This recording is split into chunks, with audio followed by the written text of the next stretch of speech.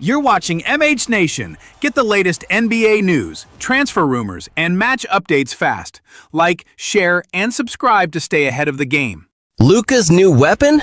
Lakers just made 4 massive moves that change everything. Let's start with the biggest name on the list.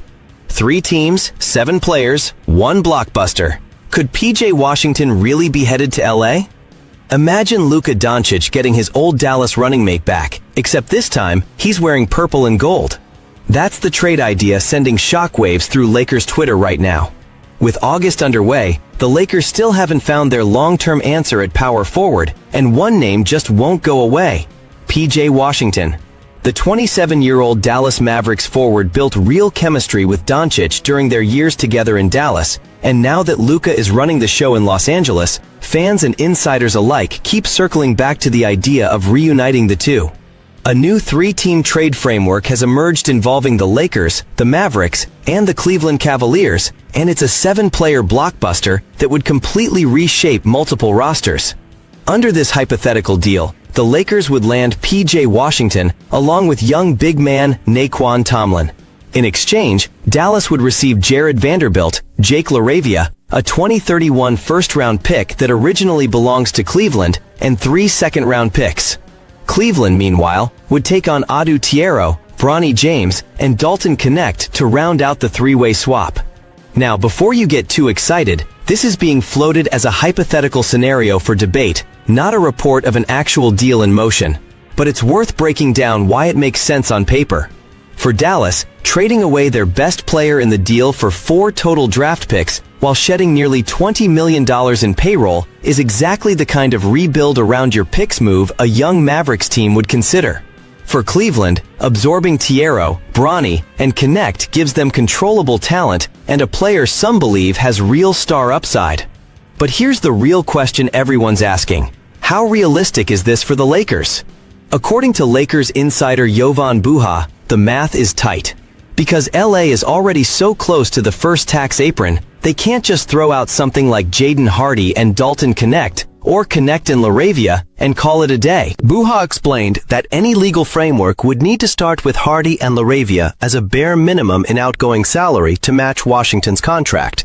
And even then, the Lakers would likely need to attach at least 3 of their 4 available draft assets, or alternatively, include Jared Vanderbilt in the mix to make the money work. And then there's the reality check.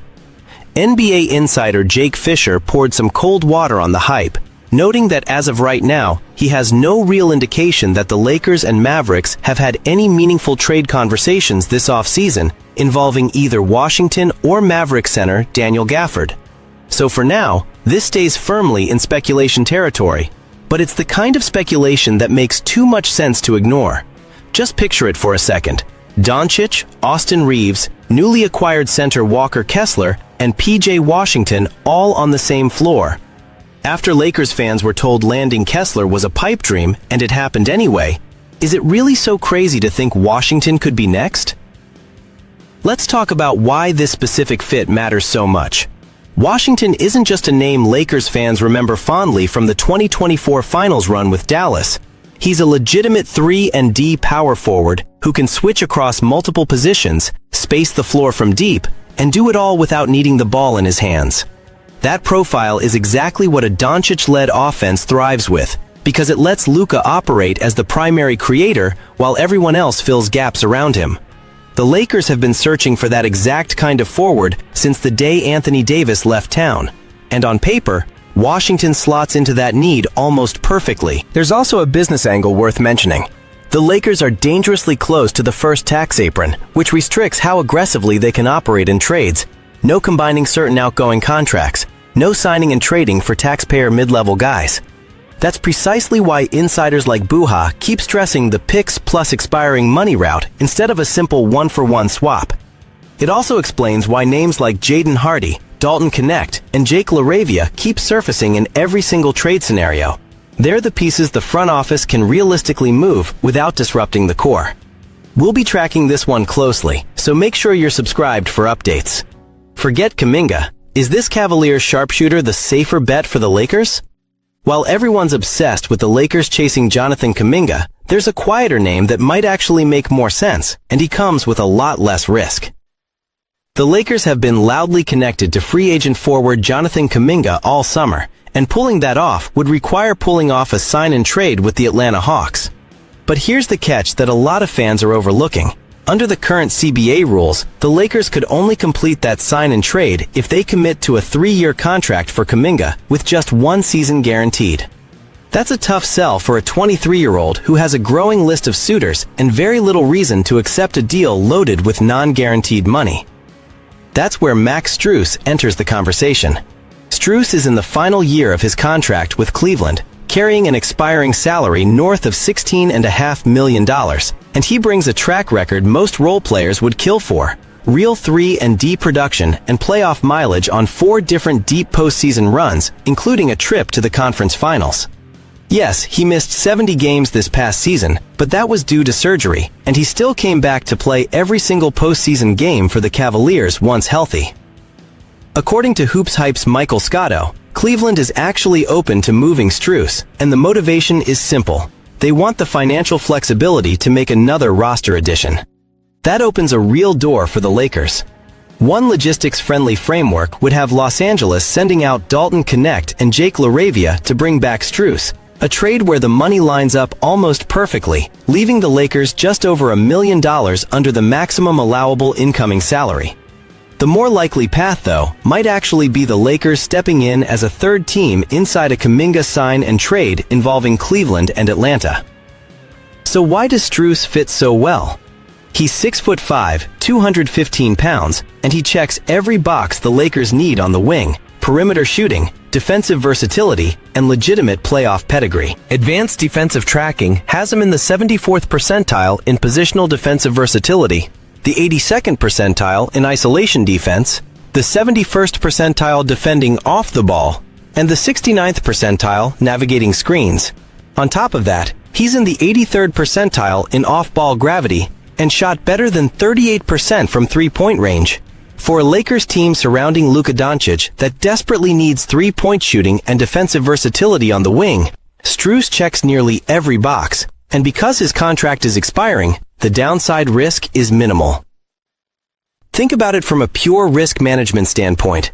Kuminga is 23 years old and undeniably talented, but he's still proving himself as a full-time starter, and locking him into even a partially guaranteed multi-year deal means betting future cap flexibility on unproven upside. Strus, on the other hand, is a known quantity. He's already won at the highest level. He already knows how to play off a ball-dominant superstar from his days in Miami, and because his deal comes off the books at season's end, the Lakers wouldn't be sacrificing any long-term financial flexibility to build around Dončić in future summers. For a front office that has shown it wants to stay aggressive every single offseason, that kind of flexibility is worth a lot. Kuminga might have the higher ceiling, but Strus might be the smarter, safer swing for a team trying to win now. Which one would you rather see in Lakers colors? Drop your take in the comments. Jericho Sims, from Milwaukee's bench to Luka's frontcourt, the center nobody saw coming. The Lakers already landed Walker Kessler this summer, and everybody thought the center search was over. It's not. There's a new name in the mix, and it's coming straight out of Milwaukee. Even after locking up Walker Kessler as their new starting center via sign and trade from Utah, and bringing in veteran depth in Kevon Looney, the Lakers front office apparently isn't finished shopping for size. According to The Athletic's Dan Wojcicki, the Lakers could be a realistic trade partner for Milwaukee Bucks big man Jericho Sims. Here's why the timing lines up. The Bucks are dealing with a roster crunch of their own and are reportedly trying to trim down before opening night. With Milwaukee already committed to Miles Turner and Kel'el Ware at center, Sims could easily become the odd man out. Sims is a former second-round pick out of the 2021 draft who's coming off arguably the best season of his career, and his archetype, a big, bouncy, rim-running center, is exactly the kind of player who thrives next to Dončić back when Jackson Hayes was filling that role in Dallas. Now, there are real obstacles here. The Lakers currently have a full roster, and adding a player like Sims would likely require some form of a 3-for-1 trade, which is difficult to pull off this late in the offseason, since most teams simply don't have 3 open roster spots sitting around. That means this might be more of a name to monitor than an imminent move, something that could heat up if Sims ends up on the trade block outright, or if he's still buried on Milwaukee's bench once the regular season tips off. Still, the logic checks out. After parting ways with both Jackson Hayes and DeAndre Ayton this offseason, the Lakers have real depth questions behind Kessler, and league sources continue to link Sims's name to Los Angeles as a low-cost, high-upside option at backup center. It's also worth remembering the Lakers' history with exactly this type of move. This isn't the first time Sims's name has come up in connection with Los Angeles. He was reportedly on the Lakers' radar before an earlier trade deadline as well, before he ultimately landed with Milwaukee in a separate deal. That kind of recurring interest suggests the front office genuinely values his combination of size, motor, and athleticism, and it wouldn't be shocking if they circle back the moment his situation in Milwaukee becomes clearer. Combine that with the ongoing Kuminga pursuit on the wing and the Washington scenario up front, and it's clear Pelinka isn't done tinkering with this roster, no matter how many headlines say otherwise. Why Sandro Mamukelashvili chose jersey number 54, and the story behind it will give you chills. Most players pick a jersey number because it looks cool or it was available.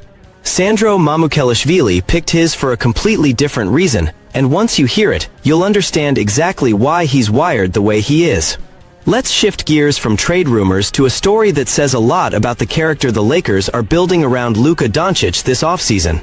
New Lakers big man Sandro Mamukelashvili, fresh off a strong year with the Toronto Raptors, signed on with Los Angeles this summer as part of a front office push to add both shooting and basketball IQ around the roster. He's a stretch 4 or 5 who can knock down threes, make plays as a secondary ball handler, and finish above the rim when the opportunity is there. But it's his jersey number that's been turning heads. Mamukelashvili wears number 54, not exactly a typical number for a forward. And he explained on the Lakers' own YouTube channel that the choice is deeply personal. He wears it because that's where he was selected in the draft, the 54th overall pick. And he keeps that number on his back as a permanent reminder that he's an underdog who has to beat the odds every single night. He said there's still so much he has to prove in this league, and he wants people around the NBA to become familiar with exactly who he is very soon. That underdog mentality made him a fan favorite off the bench in Toronto, and now he's stepping into a much bigger stage in Los Angeles. The Lakers signed him to a 4-year, $52 million deal, which tells you everything about how much the front office believes he can be part of the long-term core alongside Dončić and Austin Reeves. General Manager Rob Pelinka and head coach J.J. Redick have both talked about wanting to raise the collective IQ of this roster, and Mamukelashvili's game, the passing, the shooting, the versatility, fits that vision perfectly. With so many new faces on this Lakers roster, chemistry and mentality matter just as much as talent. And having a player who carries a legit chip on his shoulder every time he steps on the floor could end up being exactly the kind of glue this new-look team needs. It's also a reminder of something bigger about how this Lakers front office is building around Dončić. Instead of just chasing star power at every turn, Pelinka has quietly prioritized character and fit, role players who understand exactly who they are and play accordingly. Mamukelashvili wearing 54 every single night as a personal reminder that nothing was handed to him fits right into that culture. And it's the kind of story that tends to age really well once training camp battles begin and every roster spot has to be earned. So there you have it, Lake Show family. A possible Dončić reunion with PJ Washington, a safer alternative to Jonathan Kuminga in Max Strus, a sneaky center target in Jericho Sims, and the powerful story behind Sandro Mamukelashvili's number 54. This roster is far from finished, and there's a real chance one or two of these names are wearing purple and gold by the time training camp opens. Which of these 4 stories has you the most fired up? A Washington reunion with Luka? A low-risk grab in Max Strus? A sneaky center swap for Jericho Sims?